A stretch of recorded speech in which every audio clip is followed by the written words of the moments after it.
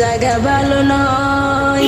আমল দিয়ে কবর গৃহ সাজিয়ে নিতে হয়। 6 দিন পরে নখ খসে যাবে, 9 দিন পরে চুল।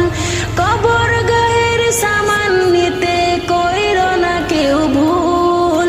6 দিন পরে নখ খসে যাবে, 9 দিন পরে চুল।